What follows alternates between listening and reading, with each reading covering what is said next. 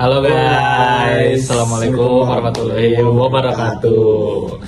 Baik, balik lagi sama kita. Ya ini saya sendiri Aldrin Indran Muhammad dengan NIM 12430500133. Kalau saya Aska Bizar Hadi dengan NIM 12430500120. Ya, jadi pada kesempatan kali ini kami akan membahas mengenai pengaruh media sosial terhadap peningkatnya gugatan perceraian di Indonesia melalui sudut pandang hukum acara peradilan agama. Seperti itu guys. Nah, seperti yang kita tahu, ya di era digital ini seperti sekarang ya media sosial ini udah menjadi bagian kehidupan sehari-hari lah gitu kan.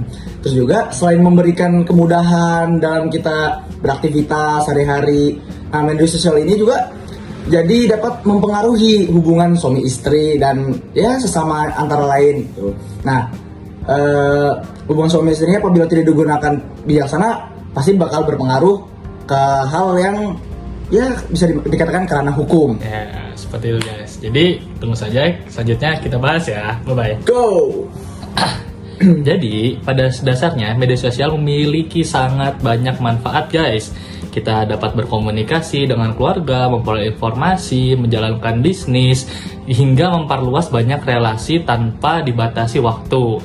Nah, namun dibalik banyak manfaat dan dibalik banyak kebaikan dari media sosial sendiri, ada juga penggunaan media sosial yang berlebihan atau tidak tanggung jawab ini juga dapat menimbulkan berbagai persoalan, terkhususnya dalam rumah tangga guys. Nah, beberapa contoh ya yang sering kita alami atau terjadi lah di kehidupan ini adalah komunikasi yang terlalu intens, teman-teman. Nah, komunikasi yang terlalu intens ini ya bisa dibilang seperti lama-kelamaan timbulnya menyembunyikan isi percakapan atau mungkin memberikan komentar yang membuat itu menjadi cemburu atau sakit hati, hingga ya bisa dikatakan perselingkuhan ini melalui media sosial atau namanya cyber affair. Nah, masalah-masalah ini tuh yang tadi aku sebutin itu sering terjadi teman-teman, ya bisa dibilang menjadi awalnya munculnya konflik dalam rumah tangga, terutama dalam hubungan suami istri gitu. Awalnya mungkin hanya berawal dari rasa salah paham atau rasa curiga. Namun apabila konflik tersebut tidak dikomunikasikan dengan baik, konflik tersebut dapat berkembang menjadi hilangnya rasa percaya dan juga menjadi hinggangnya hubungan dari suami istri. Nah, dalam hukum Indonesia ya kawan-kawan, tujuan perkawinan ini tercantum dalam pasal 1 Undang-Undang Nomor 1 Tahun 1974 tentang perkawinan. Nah, sebagaimana undang-undang tadi itu diubah menjadi Undang-Undang Nomor 16 Tahun 2019, yaitu membentuk keluarga yang bahagia, harmonis, dan kekal berdasarkan ketuhanan yang Maha Esa. Nah, artinya apa? Artinya setiap perkawinan ini diharapkan dapat dipertahankan dengan baik dan tidak mudah berakhir dengan adanya perceraian, teman-teman.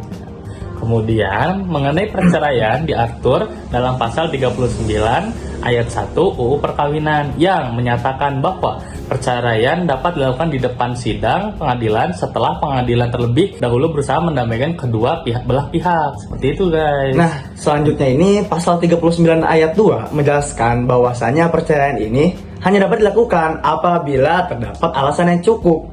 Sehingga apa? Suami dan istri ini sudah tidak mungkin menjadi hidup rukun sebagai pasangan apabila terjadinya perceraian. Nah, kemudian media sosial ini memang bukan menjadi alasan perceraian yang disebutkan secara langsung dalam undang-undang. Namun dampaknya ini dapat memenuhi salah satu alasan perceraian yang diatur dalam pasal 19 Peraturan Pemerintah Nomor 9 Tahun 1975 dan juga pasal 116 Kompilasi Hukum Islam atau KHI, yaitu adanya perselisihan dan pertengkaran yang terjadi terus-menerus sehingga tidak ada harapan untuk hidup rukun kembali. Nah, dengan kata lain ini teman-teman, media sosial dapat menjadi faktor yang mempercepat timbulnya konflik dalam rumah tangga. Apabila salah satu pihak memutuskan untuk mengajukan gugatan perceraian, maka perkara tersebut akan diproses di pengadilan agama bagi pasangan yang beragama Islam. tahapan yang harus dilalui antara lain pendaftaran, pemanggilan para pihak, mediasi, persidangan, pembuktian hingga putusan hakim. Nah, kemudian juga tahapan mediasi ini merupakan proses yang sangat penting kawan-kawan. Hal ini atau ya mediasi ini itu diatur dalam peraturan Mahkamah Agung atau Perma nomor 1 tahun 2016 tentang prosedur mediasi di pengadilan. Nah, dengan adanya mediasi ini, hakim atau mediator akan berusaha untuk mendamaikan kedua belah pihak agar ya rumah tangga ini tetap dapat dipertahankan, teman-teman. Namun, apabila mediasi ini tidak berhasil, ya maka persidangan tetap akan dilanjutkan sampai adanya putusan hakim. Nah, dalam persidangan perceraian, media sosial juga bisa dijadikan alat bukti. Contohnya, screenshot percakapan di WhatsApp, pesan dari Instagram, unggahan di Facebook, foto, video, maupun dokumentasi alat elektronik yang lainnya yang berkaitan dengan perkara. Nah, kemudian juga keabsahan alat elektronik ini diatur dalam pasal 5 ayat 1 Undang-Undang nomor 11 tahun 2008 tentang informasi dan transaksi elektronik sebagaimana telah diubah dengan Undang-Undang nomor 1 tahun 2014 yang menyatakan bahwasanya informasi elektronik ini maupun dokumen elektronik ini beserta hasil cetaknya merupakan alat bukti hukum yang sah. Namun hakim tetap akan menilai apakah bukti tersebut benar-benar asli, relevan, dan juga tidak dimanipulasi sebelum dijadikan dasar pertimbangan dalam memutus perkara. Itu teman-teman.